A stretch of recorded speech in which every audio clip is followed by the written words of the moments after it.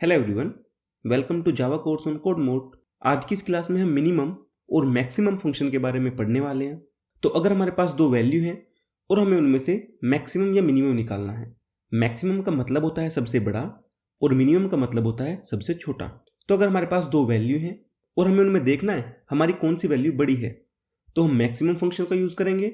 अगर हमें देखना है उन दोनों में से वैल्यू छोटी कौन सी है, तो हम अपना मिनिमम फंक्शन का यूज़ करेंगे। तो सबसे पहले देखते हैं हम अपने मैक्सिमम फंक्शन का यूज़ किस तरह करते हैं।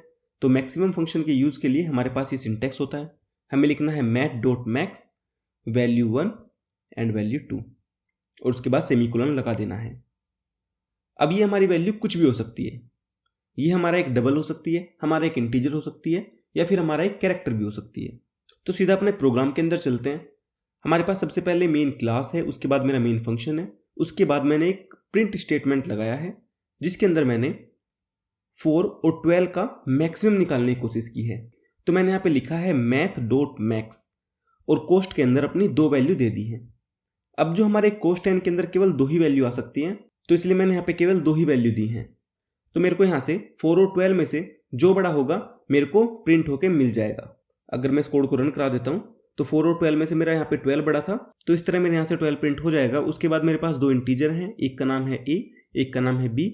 a के अंदर है मेरे पास 14, b के अंदर है मेरे पास 30। अब मैंने यहाँ से b मैक्सिमम निकालने का ट्राई किया है। तो मैं यहाँ पे क्या कर सकता हूँ, अपने दोनों वेरिएबल्स को अपने कोस्ट के अंदर दे दूंगा। तो मैंने लिखा है math.max a, b। तो जैसे मेरे यहाँ पे वेरिएबल्स होंगे, जैसे मैंने इंटीजर दिया था, तो मेरा जो ये फंक्शन है ये मेरे को इंटीजर ही रिटर्न करेगा। अब a और b में से मेरा b बड़ा है, तो मेरे को यहाँ पे b की वैल्यू मिल जाएगी और मैक्स के अंदर आके सेव हो जाएगी और फिर मैं यहाँ पे उसको प्रिंट करा दूंगा।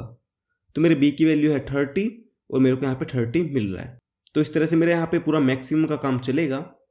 अब इस प्रोग्राम में हमने केवल दो ही वैल्यूज़ का मैक्सिमम निकाला है, क्योंकि जो हमारा मैक्स फंक्शन था केवल दो ही वैल्यू ले रहा था।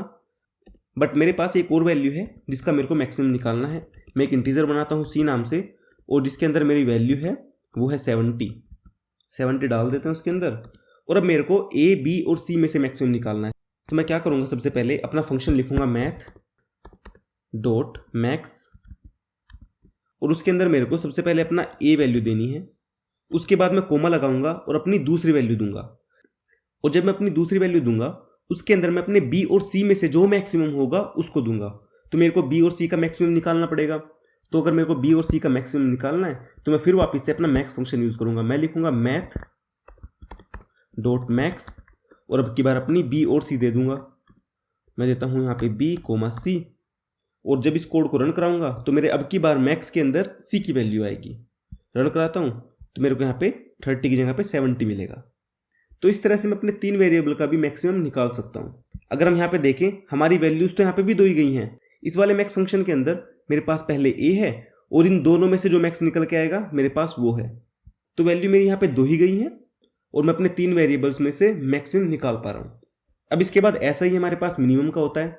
तो मिनिमम का भी सिंटैक्स हमारे पास सेम ही है। हमें केवल मैक्स की जगह पे मिनिमम लिखना है और सभी चीज़ें बिल्कुल सेम है।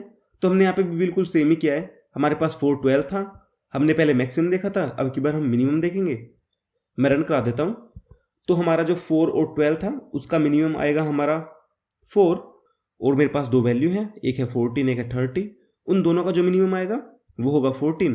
तो मेरे को यहाँ पे प्रिंट होके मिनिमम की वैल्यू मिलेगी और मैंने यहाँ पे गलती से मैक्स ही लिखा हुआ है तो मैं इसको कर देता हूँ मिन और यहाँ पे भी मिन ही प्रिंट कराता हूँ।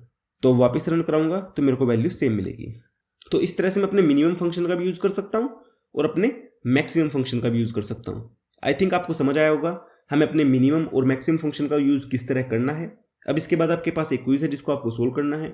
अगर आप इस वीडियो को यूट्यूब पे देख रहे हैं तो आपको वीडियो को लाइक करना है, चैनल को सब्सक्राइब करना है। अगर आप इस कोर्स को देखना चाहते हो तो इस कोर्स का लिंक आपको डिस्क्रिप्शन के अंदर मिल जाएगा, आप वहां से जाके इस कोर्स को देख सकते हो। तो मिलते हैं अगली क्लास के अंदर, तब तक के लिए thank you and bye bye.